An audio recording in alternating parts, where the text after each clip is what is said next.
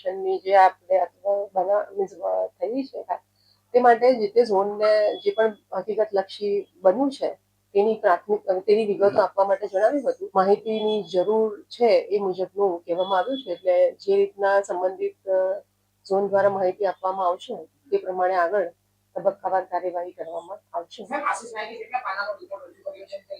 Thank you so much. શું સુરતની અંદર સુરત કોર્પોરેશને આજ પ્રમાણે કોઈ રાજ્ય સરકારના મંત્રી, ચૂંટાયેલા પ્રતિનિધિ અથવા તો કોઈ આઈએએસ અથવા આઈપીએસ અધિકારીઓના મકાન ઉપર આ પ્રમાણે બુલડોઝર ફેરવ્યું હોત તો પણ આ અધિકારીઓ આ જ પ્રકારે જવાબ આપે?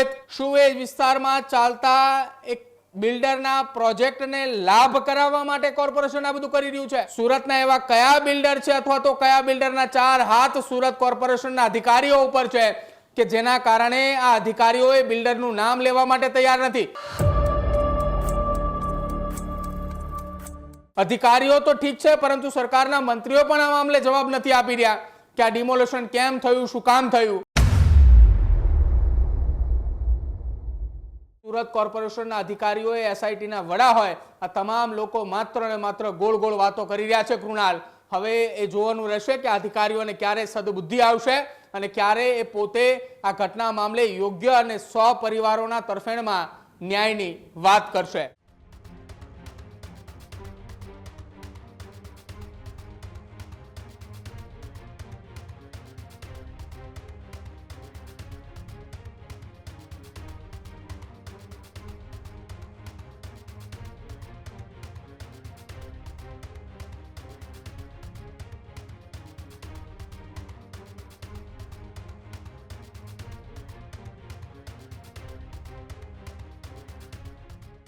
છેલ્લા કેટલાય દિવસથી આ ચર્ચાનો વિષય બનેલા સુરતના ભૂતિયા ડિમોલેશનને લઈ સુરત પાલિકા ઓફિસ ખાતે કમિશનરની અધ્યક્ષતામાં બેઠક યોજાઈ હતી।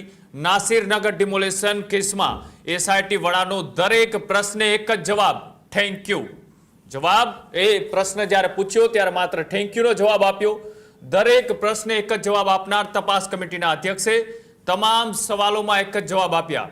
જેમની અધ્યક્ષતાની અંદર આ તપાસ ચાલી રહી છે, એસઆઈટીની તપાસ ક્યાં પહોંચી તે પ્રશ્નને લઈ અધ્યક્ષ પાસે કોઈ સ્પષ્ટ જવાબ હજી સુધી નથી મળી રહ્યો। મીડિયા પૂછે તપાસ પ્રગતિ પર છે ત્યારે માત્ર જવાબ થેન્ક યુ મળી રહ્યો છે। નાસિરનગરનું આ ભૂતિયા ડિમોલેશન એ અત્યારે તમામ માટે એક ચર્ચાનો વિષય બની રહ્યો છે। એક બાજુ કમિશનર કહી રહ્યા છે કે તપાસ ચાલુ છે, મનપાના અધિકારીઓ કહી રહ્યા છે કે આમાં જે જવાબદાર હશે તેમની સામે કડક પગલાં ભરવામાં આવશે। 30 દિવસ જેટલો એ સમય વીતી ચૂક્યા બાદ પણ હજુ એ નક્કી નથી થયું કે આ ડિમોલેશન એ કોના આદેશથી કરવામાં આવ્યું હતું, આ ડિમોલેશનનો મુખ્ય જવાબદાર કોણ છે, અથવા તો બિલ્ડરની ચાપલુસી કરનાર અધિકારીઓના ઇશારે આ ડિમોલેશન થયું છે? આવા અનેક સવાલો થઈ રહ્યા છે।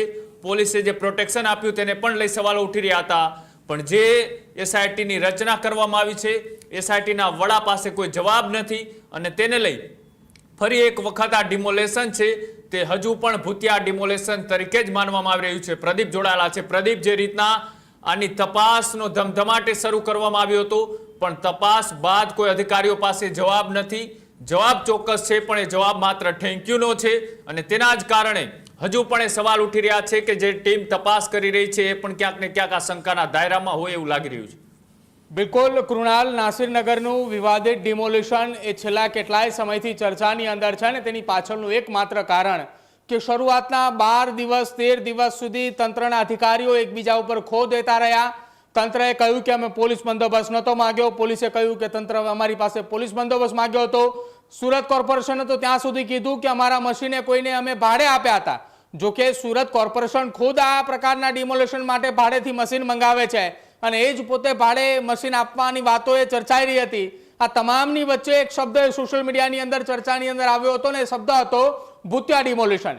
જોકે હવે આ ભૂતિયા ડિમોલેશનને લઈને અનેક સવાલો થતાની સાથે જ એક કમિટીની રચના કરવામાં આવી અને જ્યારે ભૂતિયા ડિમોલેશનના ભોગ બનેલા એ પીડિત પરિવારે ગુજરાત હાઈકોર્ટના દરવાજા ખખડાવ્યા ત્યારે સુરત કોર્પોરેશન સફાળું જાગ્યું અને તત્કાલ ધોરણે જેટલી પણ કામગીરી કરી હતી એ સુરત કોર્પોરેશનના અધિકારીઓ કહેવા લાગ્યા કે આ કામગીરી અમારા દ્વારા કરવામાં આવી હતી, આ કામગીરી સુરત કોર્પોરેશનનો એક ભાગ હતી, આ કામગીરી એક દબાણનો ભાગ હોવાની વાત કરવામાં આવી હતી। આ તમામ પ્રકારની સ્વીકારી સુરત કોર્પોરેશને લીધી, પરંતુ તેમ છતાં એસઆઈટીની ટીમની એક રચના કરવામાં આવી હતી જે ટીમ આખી આ ઘટના મામલે કેમ ડિમોલેશન થયું, શું થયું તેને લઈને ચર્ચાની અંદર હતું. હવે સવાલ એ ઉઠી રહ્યા છે કે જે સુરત કોર્પોરેશને ડિમોલેશન પોતે જાતે જ કર્યું હોય એમના જ અધિકારીઓ જો કોઈ કમિટીની અંદર સ્થાન લેશે તો નક્કી એક વાત હતી કે આખી આ ઘટનાની અંદર એ ગોળ ગોળ જવાબ મળવાના છે. થયું પણ એવું. સુરતના એવા કયા બિલ્ડર છે અથવા તો કયા બિલ્ડરના 4 હાથ સુરત કોર્પોરેશનના અધિકારીઓ ઉપર છે કે જેના કારણે આ અધિકારીઓએ બિલ્ડરનું નામ લેવા માટે તૈયાર નથી, અથવા તો આ અધિકારીઓએ બિલ્ડરને કેમ આટલા બધા ખુશ રાખવાના પ્રયત્નો કરી રહ્યા છે તે હજી વાત નથી સમજાતી. અધિકારીઓ તો ઠીક છે, પરંતુ સરકારના મંત્રીઓ પણ આ મામલે જવાબ નથી આપી રહ્યા કે આ ડિમોલેશન કેમ થયું, શું કામ થયું. હવે 100 જેટલા પરિવારો છેલ્લા 1 મહિના જેટલો સમય વીતવા આવશે. વરસાદે દક્ષિણ ગુજરાતમાં માથે છે. આ લોકો જાય તો ક્યાં જાય તેવી સ્થિતિ અત્યારે નિર્માણ પામી છે. ને વચ્ચે એસઆઈટીના વડાએ આપેલા એ જવાબને તમે સાંભળો કે શું કહી રહ્યા છે અધિકારી.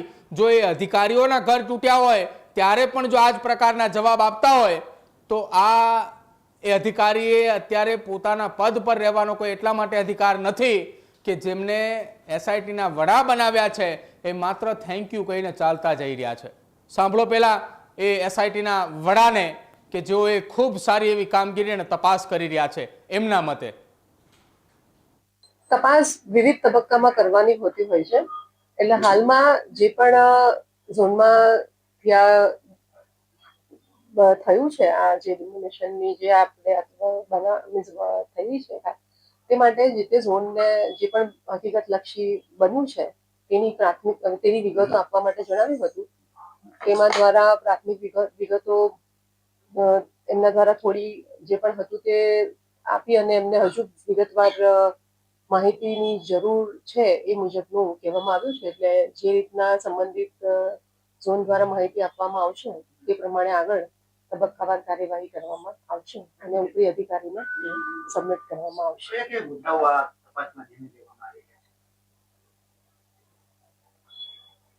તપાસમાં જે રીતે જે પણ બીના બની છે તેમાં જે પણ ઝોન દ્વારા ત્યાં જે પણ હોય તે હકીકત લક્ષી અહેવાલ આપવા માટે આપણે કીધું છે.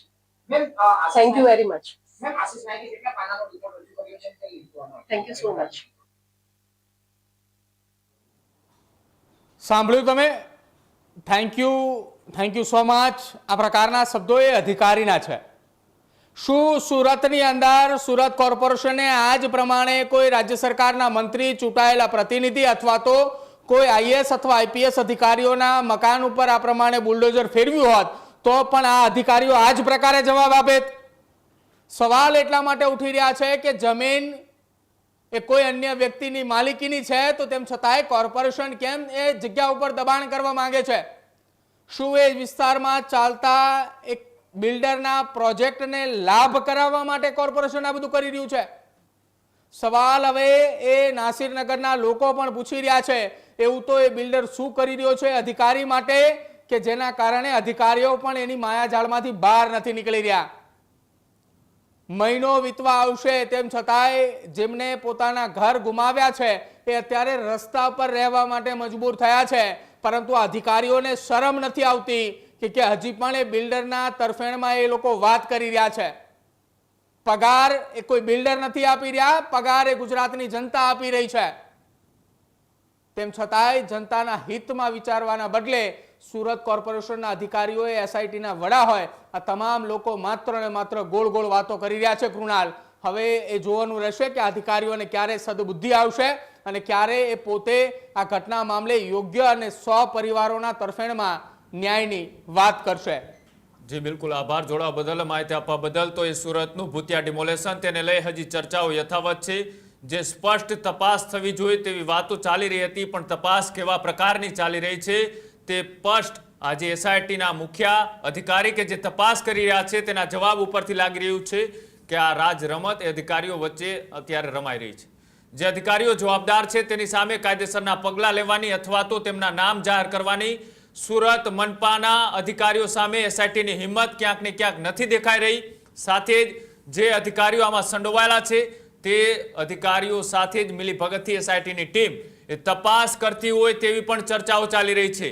જો આ ડિમોલેશન એ મનપાએ નથી કર્યું તો પછી જેને કર્યું છે તેના નામ જાહેર કરવાની હિંમત કેમ નથી એસઆઈટીની ટીમ દર્શાવતી, તે પણ સવાલો ઉઠી રહ્યા છે.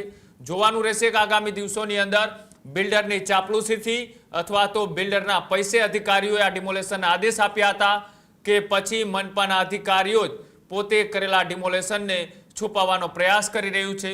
જોવાનું રહે આગામી દિવસોની અંદર આની અંદર સ્પષ્ટ જવાબ મળે છે કે પછી જે રીતના અત્યારે ઠેંક્યુનો જવાબ મળ્યો એ જ રીતના તપાસ ચાલુ છે તેવા જવાબો મળતા રહેશે. ખેડૂત ભાઈઓ છે ખેતરમાં ડ્રોન ઉડાવતા હોય છે ત્યારે આપણે એક પ્રશ્ન સતાવતો હોય છે કે જે આપણે અત્યાર સુધી જીપીએસ ટેકનોલોજી વાળા ડ્રોન વાપર્યા છે, જેથી કરીને મોબાઈલ ટાવર છે અથવા તો હાઈ ટેન્શન લાઈન પસાર થતી હોય, કોઈ વૃક્ષો હોય, ત્યારે જે જીપીએસ ટેકનોલોજી વાળા ડ્રોન છે એમાં ટકરાય અને ટ્રેસ થાય છે. પણ એગ્રીવન લાવ્યું છે જીએનએસએસ ટેકનોલોજી ડ્રોન, જેથી કરીને એ ડ્રોન છે એ કોઈ જગ્યાએ ટકરાય નહીં, પોતાની રીતે જ ડિસિઝન લે છે અને મૂવ થઈ જાય છે, જેથી કરીને જીએનએસએસ ટેકનોલોજી ડ્રોન છે એ વાપરવાનો આગ્રહ રાખો. અત્યારે જ ન્યૂઝરૂમ ગુજરાતની યુટ્યુબ ચેનલને સબસ્ક્રાઇબ કરો અને ઇન્સ્ટાગ્રામ અને ફેસબુક પર ફોલો કરો. અપડેટ રહો, સત્યની સાથે રહો.